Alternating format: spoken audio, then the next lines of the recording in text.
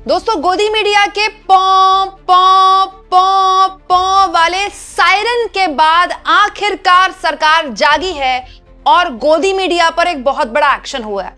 दोस्तों मैं news channels नहीं देखती और मैं बार बार आपसे बोलती हूँ कि चैनल देखना बंद कर दीजिए, लेकिन जब हर बार मैं सोचती हूँ कि ये चैनल और कितना ही गिर लेंगे और क्या ही कांड अब कर लेंगे, खुद इतने बड़े बड़े कांड किए बैठे हैं, हर बार ये न्यूज चैनल हमको हैरान कर देते हैं। दोस्तों पिछले 7-8 दिन से जो अमेरिका और ईरान के बीच में युद्ध हो रहा है, उस युद्ध में पहले दिन से न्यूज चैनल्स की बाँछें खिली हुई हैं। वो इतने खुश है कि पूछिए मत, क्योंकि वॉर युद्ध मतलब होता है भर भर का टीआरपी आना। वो न्यूज चैनल जो कहीं 2 या 3 नंबर पर हैं, वो इस सपने में आ जाते हैं, इस ख्वाब पालने लगते हैं ये कि युद्ध के नाम पर खूब टीआरपी वसूलेंगे और नंबर 1 हो जाएंगे। और इसके लिए जो सबसे इजी चीज होती है वो है सायरन। दोस्तों इस वक्त सारे न्यूज चैनल्स में सायरन पर सायरन बज रहे हैं। वो सायरन जो हमेशा इस बात का ध्यान रखा जाता है कि इमरजेंसी के वक्त ही बजाए जाएं, वो सायरन जिसके बजने का मतलब है तुरंत छिपिए, उस सायरन का इस्तेमाल न्यूज चैनल वाले सुबह 6 बजे से लेकर रात के 12 बजे तक लगातार कर रहे हैं, बार बार कर रहे हैं। इतना इरिटेटिंग है कि न्यूज चैनल देखना मुश्किल हो गया है।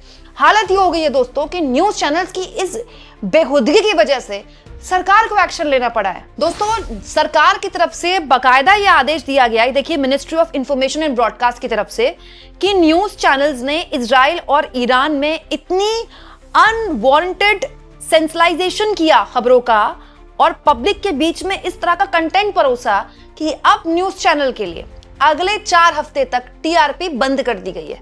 वाह, मतलब न्यूज चैनल वालों से कह दिया गया है अब बजाओ ताली, जितने सायरन बजाने हैं बजाओ, क्योंकि इनके चक्कर में आपको अब टीआरपी नहीं मिलने वाली। और अगर आपको ऐसा लगता है दोस्तों कि किसी एक चैनल ने कांड किया, नहीं, ये सारे चैनलों में हो रहा है।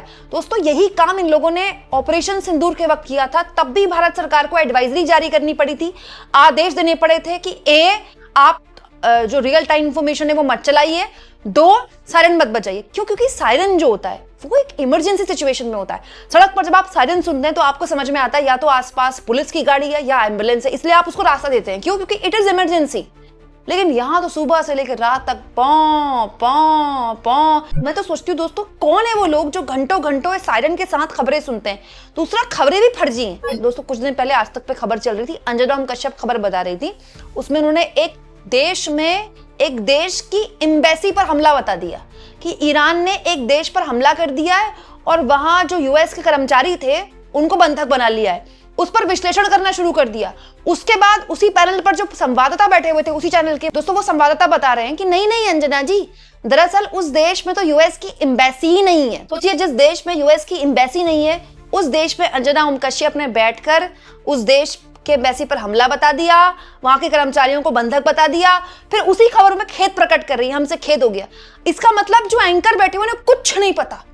आप जिस मिडिल ईस्ट के बारे में जानकारी दे रहे हैं वहां की राजनीति इतनी उलझी हुई है, इतनी गुथी हुई है, मतलब आपको कुछ नहीं पता उसके बारे में, आपको हिस्ट्री नहीं पता, आपको उसकी ज्योग्राफी नहीं पता, आपको कुछ नहीं पता इंटरनेशनल पॉलिटिक्स के बारे में, बस आप पॉ पॉ पॉ वाला सायरन लेकर आ गए। और हालत ही हो गई कि आपने अपने देश में इतनी इररिस्पॉन्सिबल रिपोर्टिंग की, इतनी इररिस्पॉन्सिबल तरीके से खबरों को सेंट्रलाइज किया, सनसनीखेज बनाया कि भारत सरकार को ऑफिशियली ये बोलना पड़ रहा है कि आपकी हरकत ऐसी है कि आपने कंटेंट को इतना सनसनीखेज बनाया कि 4 हफ्ते के लिए आपका टीआरपी हम बंद करते हैं।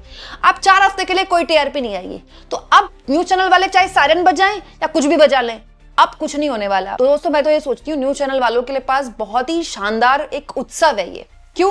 क्योंकि चैनल वाले यही होते रहते हैं ना कि हम तो टीआरपी के माया जाल में फंसे हुए हैं, टीआरपी की वजह से हम खबरें हमें वो दिखानी पड़ती हैं, जनता देखती है, टीआरपी के नाम पर ये वाहियात चीजें परोसते हैं ना। तो अब तो टीआरपी आएगी नहीं 4 हफ्ते के लिए, तो 4 हफ्ते के लिए सरकार से सवाल पूछ लें, क्योंकि अब तो टीआरपी आ नहीं रही। इनफैक्ट 4 हफ्ते बाद भी आएगी नहीं आएगी पता नहीं, सरकार ने ये भी नहीं बताया कि आएगी कि नहीं आएगी 4 हफ्ते बाद। तो न्यूज चैनल वालों के पास वाकई रीढ़ की हड्डी है, उनमें दम है, और वो कहते हैं कि नहीं हम तो इसलिए पत्रकारिता नहीं कर पाते क्योंकि जनता को ही सनसनीखेज खबर देखनी है, क्योंकि जनता सीरियस खबरें देखते नहीं। तो लीजिए अब तो टीआरपी नहीं आएगी तो पता ही नहीं चलेगा नंबर 1 कौन नंबर 10 कौन है। दिखाइए अपनी पत्रकारिता कितनी अंदर बची है आपकी, बताइए, पूछिए सरकार से सवाल।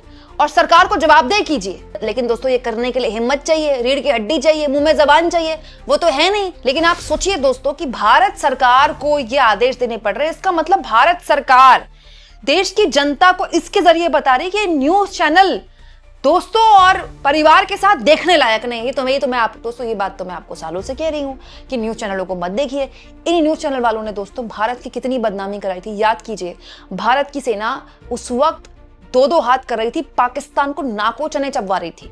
और इन न्यूज चैनल वालों ने क्या चलाया, रात में इस्लामाबाद पे कब्जा हो गया, कराची पोर्ट पर हमला हो गया। एक ने पता क्या चला दिया, क्या कि प्रधानमंत्री को हिरासत में ले लिया गया है, इमरान खान जेल से बाहर आ गए हैं और जनरल जो आसिम मुनीर है उसको हिरासत में ले लिया गया है।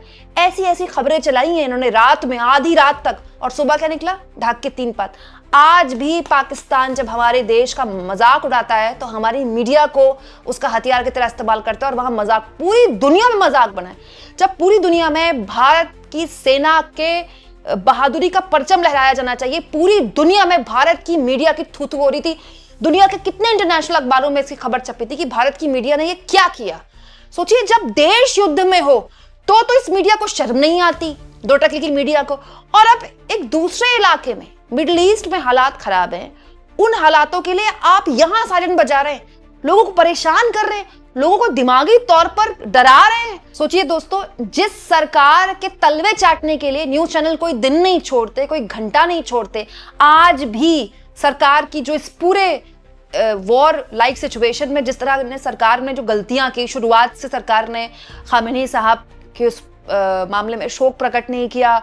उसके बाद सरकार ईरान से जब बात करने की उसने शुरुआत की, करीब 6 दिन का युद्ध हो चुका था तब जाके शुरुआत की, उस पर भी सरकार को ये जवाबदेही नहीं बना रही है। सोचिए, बीच युद्ध में अमेरिका हमें बता रहा है कि आपको हमने परमिशन दे दी, 30 दिन का आप तेल खरीद लीजिए रूस से।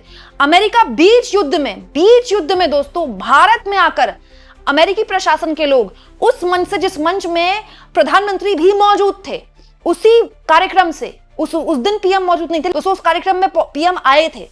उस कार्यक्रम में अमेरिकी प्रशासन का एक अधिकारी कह रहा है कि हम भारत को चीन नहीं बनने देंगे, और वो ये बोल रहा है, भारत सरकार की तरफ से एक बयान नहीं आया।